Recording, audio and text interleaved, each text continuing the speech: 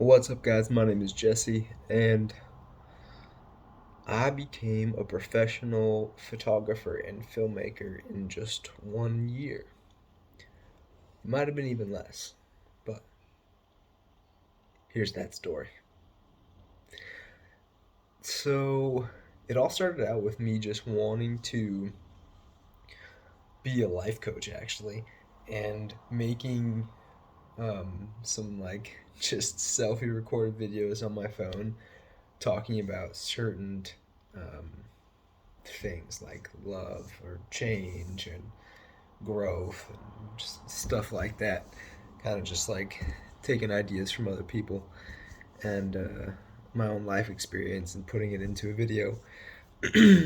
And they were like actually successful. Um, Probably more successful than the videos I post now. Maybe even more than this one.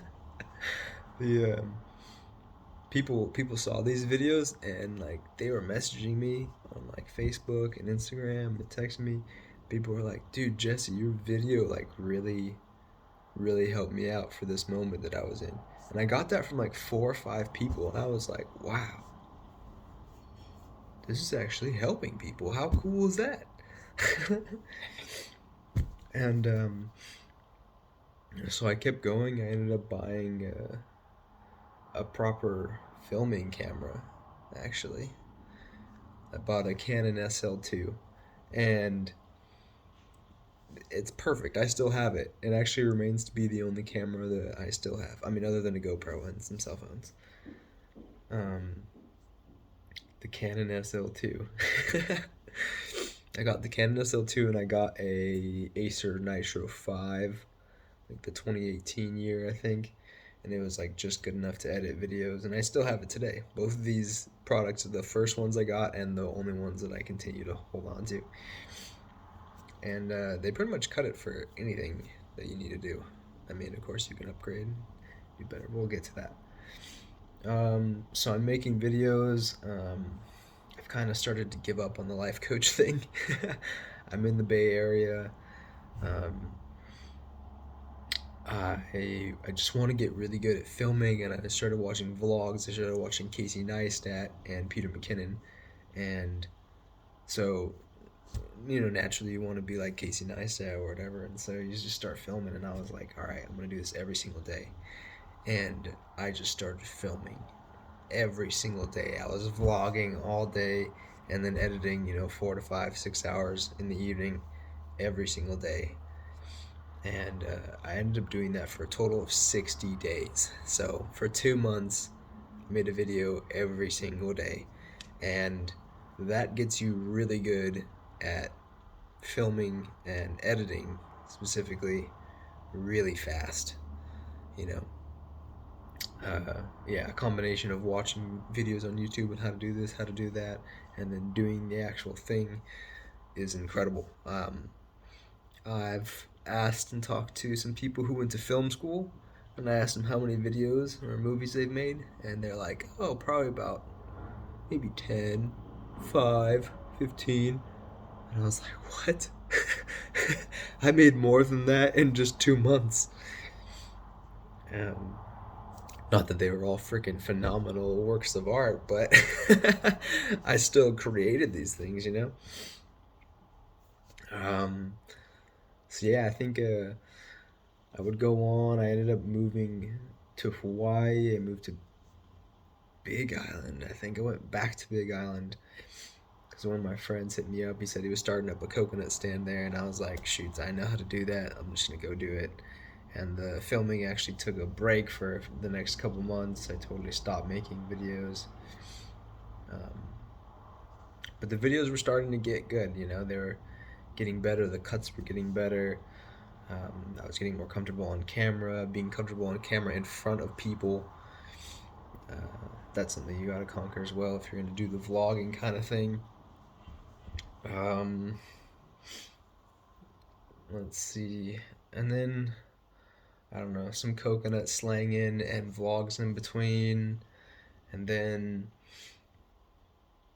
started dating this girl, moved in with her.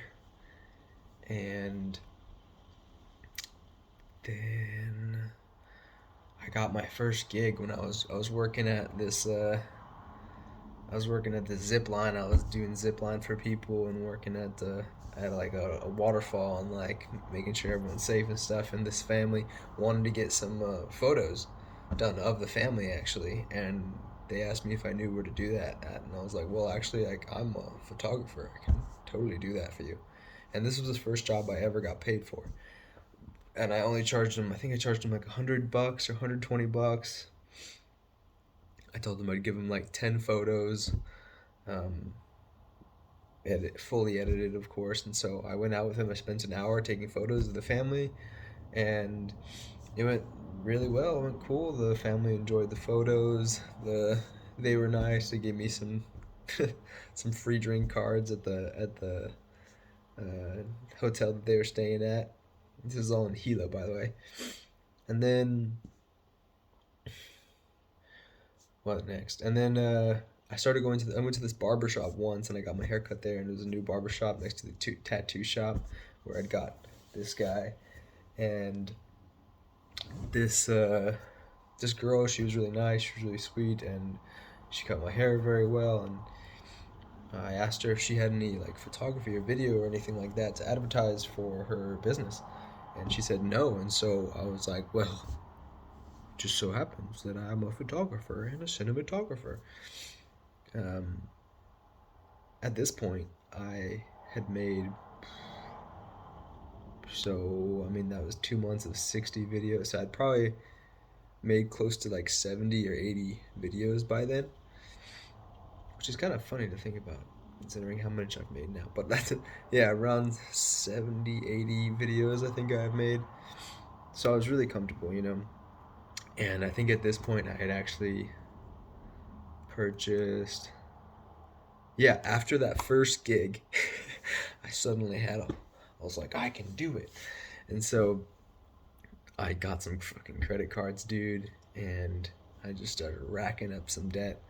I bought like expansions for my memory card expansions for my laptop, some RAM expansions, and then which don't actually think help very much. RAM expansions, they might help a little bit, but if you don't have an i7 and then a super fast like graphics card, it's not gonna make it that much better. Um, I bought a Sony A7 III and just the classic Zeiss f4 24 to 70 lens, which is all you freaking need for most shots, for most everything. You can get away with that for, yeah, for just about everything. So 24 to 70 lens on a full frame camera is like perfect. It's all you need. Um, but I'm shooting on the SL2 these days, so like whatever, it doesn't even matter. Oh, yeah. Let's see.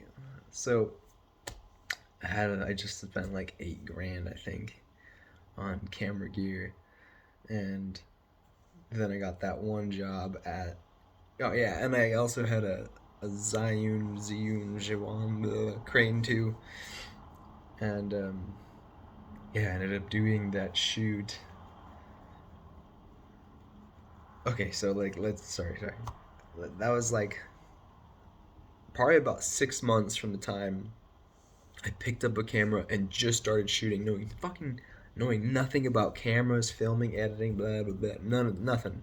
I took some acting classes in high school. That's all I had, and um, yeah. So after 6 months, I had that first gig, and then a month later, I think I got that second gig at the barber shop. I think I only charged her like $400 or $450, and I gave her like, I don't even know, like 20, 30 photos and like a 30-second video, which I think might still be up on this YouTube channel. Um, which is a super killer deal, by the way. I mean, you could charge $400 just for photos, but yeah, or $600 just for a video or more. But it was only my second gig, and so I just charged her a low price, and she was happy to pay it. She was super pumped.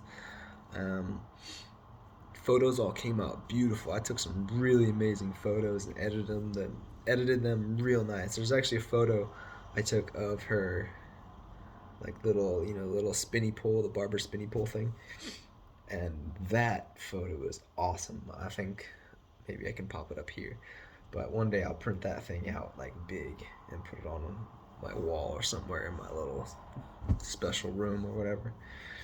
Um, the video, oh man, the video. It was the first time I was using the Sony, and the first time I was using the Crane too. And so I didn't even know how to use these things, and I was already gonna use it professionally. I don't recommend doing that, but and this is why, because that film came out like shite, like legit 90% of the film I got was crap. Unusable. Things were shaky. The trying to figure out the Crane. I think I had had a drink as well, and oh yeah, no. I remember I was editing. I was like, oh my god, what am I gonna do? What am I gonna do? These photos are great, but this video I might have to go back. And it just kept trying to piece things together, piece things together, piece things together, and I got them together. It ended up working out. I don't even know. I don't remember the exact process, but I just was grabbing the little bits, just a few seconds of this, few seconds of that, where it wasn't rocky and shaky and it was smooth, and like those couple seconds, adding some slow motion, some black, lining it up to the music, and it just freaking worked. And so I was probably there at the barbershop for like an hour, hour and a half, and I was able to get, those 30 photos and a 30-second film. And the film came out pretty decent for like my first professional cinematography kind of thing. And that was really cool. I was pretty proud of it, and yeah, she was pumped on it. I remember telling my girlfriend, I was like, dude, all like the film I got was total trash. And she's like, really? She's like, but were you able to make something out of it? Because that's how you know you're really good. And I was like, I did. She was like, yeah, yeah. It was sick. So I got that and turned it in. She loved it. I think after that, I broke up with my girlfriend, and I was actually working with MTV. I got this job as a production assistant for MTV on a show out there in Kona. And by the way, production assistant is just a slave. That's what you are. You are a bottom of the barrel slave. You get paid the least amount of money, and you do the most amount of work, and the hardest amount of work, I would say. Um, yeah. Depending on who you're PAing for, but mostly you're gonna get whipped. Like you're the whipping bitch for everybody. Production assistants. But I did that for 2 or 3 months because I wanted to get further into film, into camera, into seeing how it goes. And this is about probably hitting about a year into filming. So I had filmed, I think during this time I was also doing some filming. Um, yeah, filming like little spots on Big Island. Those are for sure up on the channel. And they're just like 30 seconds to 1 minute to 2 minutes films of different little locations on the island. Maybe a couple of vlogs sprinkled in between. So yeah, I'm probably up to about 80 or 90 videos, I think, at this point, learning about the production sides of like a big, huge, multi-million-dollar thing, which was cool to experience. It's clicky in there. You should know that, like, it's really not. Yeah, I don't know. I didn't really like it. I met some cool people. I met some bad people, but but yeah, it's a short term thing. You don't want to do it forever. You want to focus on your own thing, on like what it is that you find that you're good at. Um, I think somewhere in between this time or a little bit after this time. I was making about. I think I was making. No, it wasn't 250. It was like 150 or something like that. 175 a day, working like 12-hour days. So you're not getting paid very good. It wasn't 250 a day, was it? No, no way. If you can get paid 250 a day to be a production assistant, you do that because that's fucking chill. um, but later I would get paid the same to be a locations assistant. That was way better. Um, so where are we? We are at MTV making videos. I met this guy named Sean. Um, Dude, and Sean was like a freaking amazing help. Sean Pila, he's the man. He was the closest thing I ever had to a mentor, and he was helping me get these like lined up with that job, with MTV. He he hired me on to work and film something for him as well, and then me and him worked together on a project to film how to be a pro surfer, and that was one of my favorite videos I made to this day. Um, yeah, I can't say enough good things about him. He's a great guy. He's got his own channel. I don't even know what it is. Something about making farms in Hawaii. I can't remember the name. Sorry, Sean. Um, but yeah, I would work with him on different projects. Ended up working with him on Hyundai, um, meeting more people in the production in the local Hawaii production scene, and they would hire me on as production assistants. And I worked with Dom Perignon and like Discovery Channel, and so like you really want to, you want to be friendly, you want to meet more people, you want to talk to people. You can do these little side gigs, but you really got to stay focused on what you want. And as you can see here, I was already getting thrown off from my original course, which was just to make like videos to help people. And that's something you got to recognize early, right? So I was like a year in, and I had made a ton of videos. I started working for these other companies, and I kind of got lost. I thought I wanted to be a filmer, a camera guy, and like that wasn't the original plan. That's not even who I am. I'm not the guy to sit behind the camera. I'm not the shy guy behind the camera. That's not me at all. I'm like the guy you want in front of the camera, entertaining everyone, saying what's up, talking to the people, saying what, all these things. That's where I want to be, not fucking sitting behind here. But I forgot that. I was forgetting that. I got caught up in like trying to make money and like survive and like climb this little um, production ladder, if you will. And that's something you gotta look out for, like know what you want and stay true to that. Don't venture off, and like check in with yourself, like every few weeks, being like, hey, is this the course I want to take? Hey, is this the course I want to take? Am I taking the right course? And maybe more than often than a couple weeks, because 2 weeks fucking thrown. um,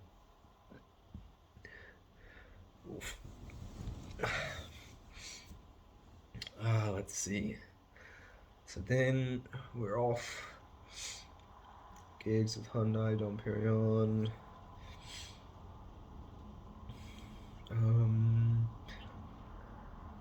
Soon after that, I would get I did a job with like these plumbers, where I like did some cinematography of like the the just like the plumbing work they did in a house that they were working on, and the video came out great. Even to this day, I'm still proud of that video. um I think I originally like quoted her 600, and she was like, "That's way too much." And $600 for a video is not that much. It's really not, because think of all that those 185 videos or whatever that I had made and had to learn from to get to this point, and I would have to spend 2 to 3 hours filming or whatever, making sure I get all the film, and then go back home and edit, for about 6 hours to 8 hours. So you put it in a near 12 hours, near a full day into work. And in production and filming camera, 12 hours a full day, 6 hours is a half day. None of this 8 hour stuff. So 6 half, 12 full. And $600 for a full day of work is a freaking deal, in my opinion. Because honestly, they should be paying me freaking $20,000 a day, in my opinion. Shit.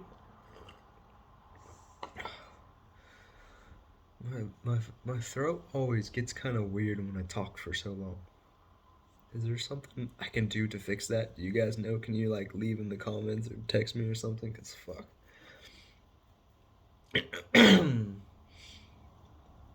Okay, where does this story go now? So I did that. Video came out great. Ended up working with her one more time.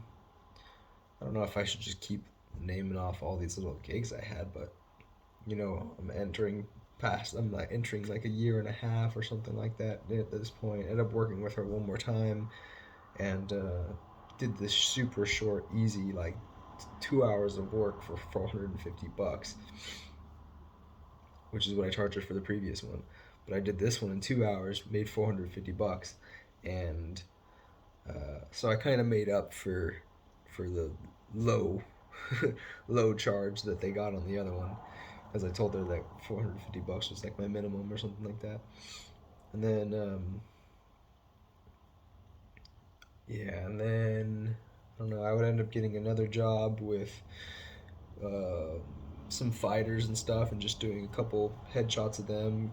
Got paid $100 for just 2 hours of work, which is really cool about photography, dude. Because you can just work 2 hours and make $100 or $200 or more,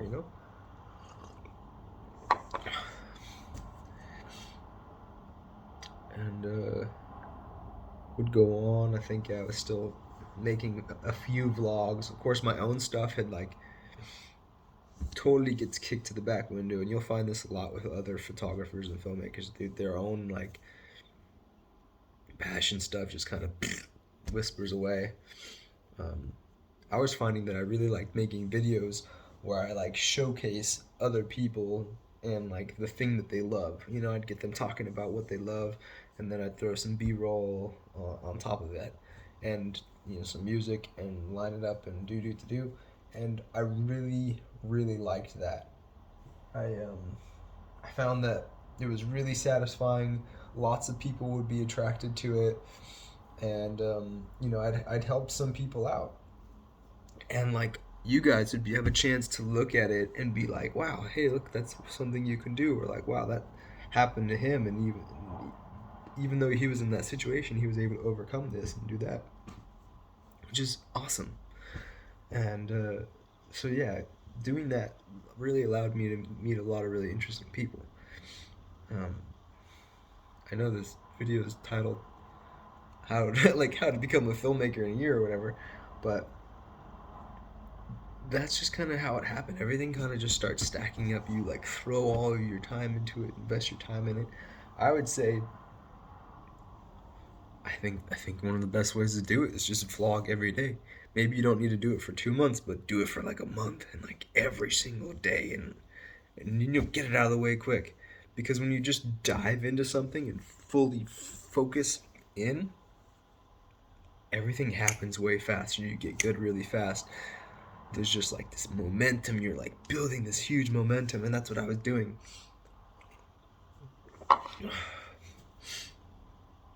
Building momentum probably for a couple years. I would end up getting a job offer from JB O'Brien, and then the server, and then what else? I don't even know. Before that, I think I got actually an opportunity to work with the biggest real estate company in Santa Cruz, California, and they wanted me to be like their full time filmer and cameraman and photographer, um, which would have put me, in six figures for sure. But it was kind of at that moment where I realized, like, this isn't what I want. That's not what I want. They were talking to me about filming this and filming that and putting them in front of the camera. And I was like, in my head, I was like, I want to be in front of the camera. And, like, I don't know. Then some paperwork stuff got weird. And I don't know. I was talking to my business coach. If you have a business coach, you can take things to the next level way faster. Corey Frazier. I think he lives in Arizona now, but he was the man helping me out back then. But yeah, it came to that point where I was like about to just lock in the biggest deal of my career.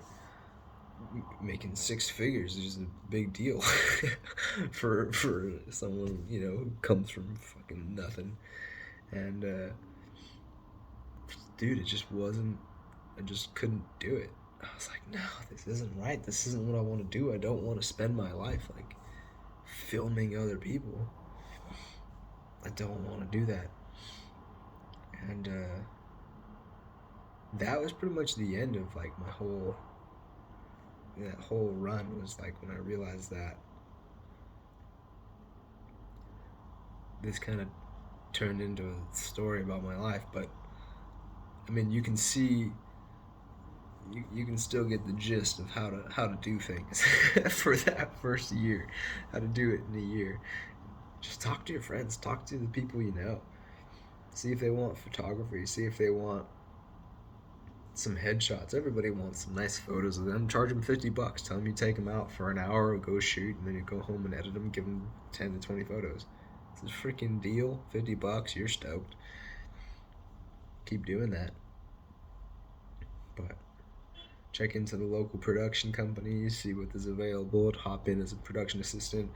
Log into the other ones who allow you to like say what you do and what you are good at, like, because I'm at this point I would be a creative director or a director of photography, DP,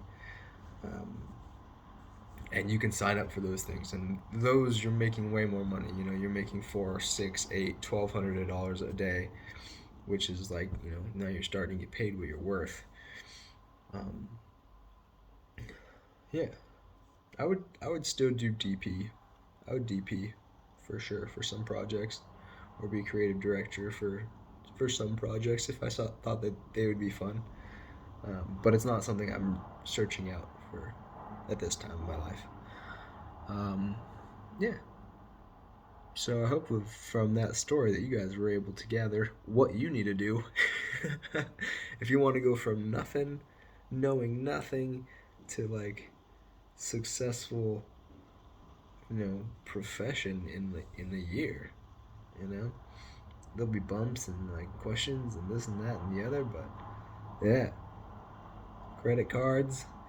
Only buy the gear that you need. Don't don't buy the Sony A7 III. Just buy the little, small format or whatever. Buy the Canon SL2 for $600 and the $500-$600 laptop. Like, spend $1,000. You got everything that you need to film everything. You got that 18-55 lens on that, the micro four thirds sensor. It's just the same as the 24-70. That's it. And your cell phone. That's all you need.